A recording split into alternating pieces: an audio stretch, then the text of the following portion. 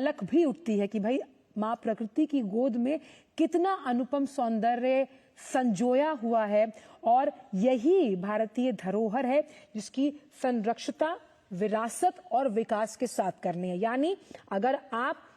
इस अनुपम सौंदर्य को देखते हैं तो इसका विकास भी जरूरी है। इसीलिए इस दौरे को बेहद अहम माना जा रहा है कि कैसे तमाम जो वहां पर छोटे व्यवसाय हैं, होम स्टेज हैं, वो धार्मिक पर्यटन के साथ साथ डेस्टिनेशन पर्यटन को कैसे बढ़ावा देंगे। और इन तस्वीरों के माध्यम से आप समझ सकते हैं कि देवभूमि उत्तराखंड अपने अंदर बहुत कुछ समेटे हुए हैं। बहुत से ऐसे दृश्य, बहुत से ऐसी पहाड़ की चोटियां और बहुत से ऐसे सुखद अनुभव जिन्हें लेने के लिए जो सैलानी हैं उनको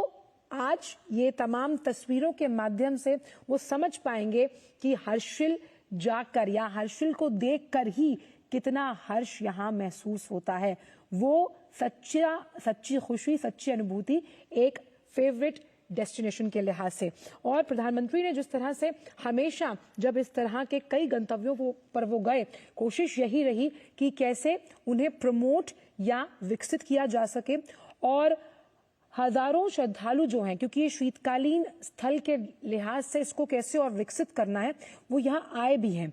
और कार्यक्रम का उद्देश्य साफ तौर पर कैसे पर्यटन को बढ़ावा देना तो है ही, लेकिन देखिए ऐसे राज्यों में ना पलायन एक बहुत बड़ी समस्या होती है और कैसे पलायन को रोककर आपके अपने ही शहर, कस्बे या राज्य में अगर आपके आजीविका का साधन आपको मिल जाता है टूरिज्म के विकल्प से, तो इससे अच्छा और क्या हो सकता है। और हमने जब उर्मिलेश से बात भी की थी तो हम उस पवेलियन में और उसके आसपास उन महिलाओं को भी देख पा रहे थे। देखिए, आप अगर एक राज्य को विकसित करते हैं आर्थिक लिहाज से, उसमें आपके पास सेल्फ हेल्प ग्रुप्स भी आते हैं जिसमें महिलाएं जुड़ी हुई हैं और कैसे एक सर्वांगीण विकास होता है। और सर्वांगीण विकास के लिहाज से आप देखिए, ये तस्वीरें विकास के साथ साथ आपको कहीं ना कहीं ये भी एहसास दिला रही होंगी कि जिस उत्तराखंड को हम देवभूमि मानते हैं वो वाकई में देवों की भूमि है, क्योंकि इतनी खूबसूरती अगर कहीं है तो सिर्फ और सिर्फ भारत में है। और मुखवा एक छोटा सा गांव है, लेकिन आज यकीनन आप मानिएगा, अगर अभी आप जो लोग इस डीडी न्यूज के मंच के माध्यम से इन तस्वीरों का आनंद ले रहे हैं, आप अपना फोन उठाइए और देखिएगा कि ट्विटर पर कुछ ही देर में ये ट्रेंड करने लगेगा। और इस ट्रेंड करने का मतलब है कि एक अंतर्राष्ट्रीय पहचान मिल रही है मुखवा, हर्षिल को, जिनके शायद नाम भी हमने आज से पहले सुने ना होंगे। और पूजा अर्चना करने के बाद प्रधानमंत्री इन अनुपम सौंदर्य से जुड़ी तस्वीरों को निहारते हुए बहुत पास से, ये नैसर्गिक सौंदर्य है भारत का, भारत की धरती का, जिसे तपोभूमि कहा जाता है। और ये तो देवभूमि है जिस पहाड़ की चोटी से आप देख सकते किस तरह से जो बादल हैं वो कहीं ना कहीं पहाड़ पर झुककर जैसे कुछ उनके कान में कह रहे हो, और कान में ये कह रहे हो कि देखिए देवभूमि कितनी खूबसूरत है। उर्मिलेश, हम यहाँ देखकर ही बहुत खुश हो रहे हैं, आप तो खैर वहां मौजूद हैं, और प्रधानमंत्री जिस तरह से इस नैसर्गिक सौंदर्य को निहार रहे हैं, तो ये कहना तो बनता है कि भारत में अगर उत्तराखंड की खूबसूरती को हम कैमरे में कैद करना चाहें तो देखिए ये किस तरह से आपको दृश्य प्रस्तुत करता है। जी बिल्कुल आंचल, देखिए उत्तराखंड में जो है कई ऐसी खूबसूरत वादियां हैं जिन वादियों का आनंद जो है ले सकते हैं। और आज जो है जब प्रधानमंत्री नरेंद्र मोदी भी इसका लुत्फ उठा रहे हैं, आप देखिए कि खुद प्रधानमंत्री ने दूरबीन से इन वादियों का जो है लुत्फ उठाया है। कितना खूबसूरत ये सौंदर्य है, प्रकृति जो है कितनी खूबसूरत तरीके से यहाँ पर है।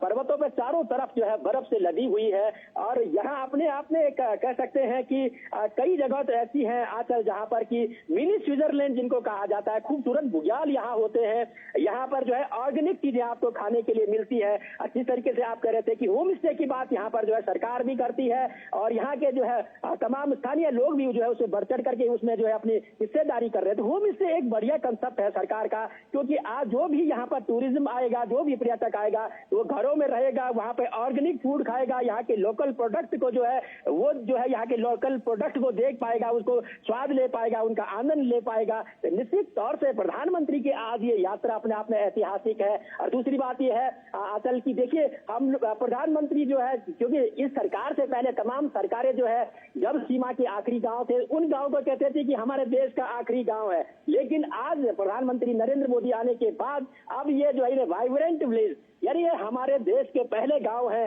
और पहले गांव में प्रधानमंत्री पहुंचते हैं तो निश्चित तौर से उन गांव वासियों के लिए भी एक जो है ऐतिहासिक और गौरवशाली क्षण ये होता है। दूसरी तरफ ये कहा जाए कि टूरिज्म को यहाँ बढ़ावा तो मिलेगा ही, राज्य की आर्थिकता भी मजबूत होगी और यहाँ के युवाओं और यहाँ की महिलाओं को, यहाँ के किसानों को भी रोजगार मिलेगा। साथ ही एक बात और है आंचल कि जिस तरीके से ये पूरा सौंदर्य आप देख रहे हैं, उत्तराखंड के कई सारी जगह ऐसी है, जैसे पिछली बार प्रधानमंत्री आदि कैलाश मुझे उर्मिलेश ये कहना पड़ेगा आपको कि साथ लेकर जाते तो हम भी इन दृश्यों का आनंद वहीं सामने से लेते, लेकिन चले कोई बात नहीं, आपके पास वापस आऊंगी क्योंकि लगातार अलग अलग तस्वीरें हमारे पास आ रही है। हम चाहते हैं कि जो दर्शक घर पर बैठे हैं कि भाई वो वहीं से उसका आनंद ले। इन जो सफेद पहाड़ है जिस पर बर्फ गिरी हुई है ये तो हमने आपको दिखाई, लेकिन अब आपको कुछ तस्वीरें दिखाते हैं उत्तराखंड के पारंपरिक नृत्य से जुड़ी हुई। आप देखिए कि प्रधानमंत्री इस नृत्य का आनंद लेते हुए, और यहाँ पर आप देखिए इस नृत्य की सुखद अनुभूति के साथ प्रधानमंत्री मुस्कुरा रहे हैं, और ये एक भारत श्रेष्ठ भारत की तस्वीर।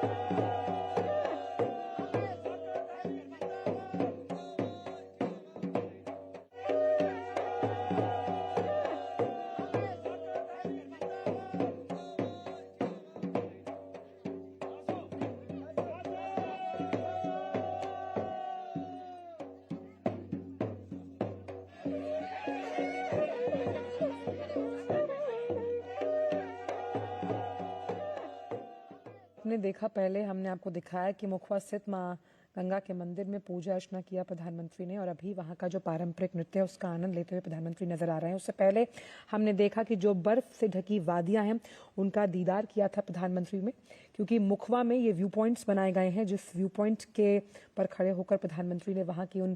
अहम और बहुत ही खूबसूरत वादियों को निहारा। और अब जो पारंपरिक नृत्य है उत्तराखंड का, उसकी सुखद अनुभूति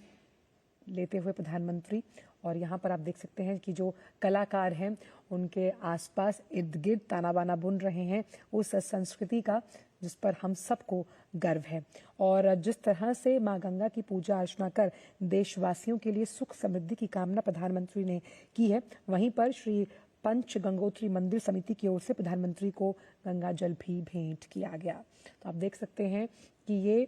जब तस्वीरें आज इस मंच के माध्यम से और अलग अलग जो मंच हैं सोशल मीडिया प्लेटफॉर्म उससे वायरल हो रही हैं, तो आप देख सकते हैं कि उत्तराखंड कितना खूबसूरत निखर कर सामने आ रहा है। वहाँ के जो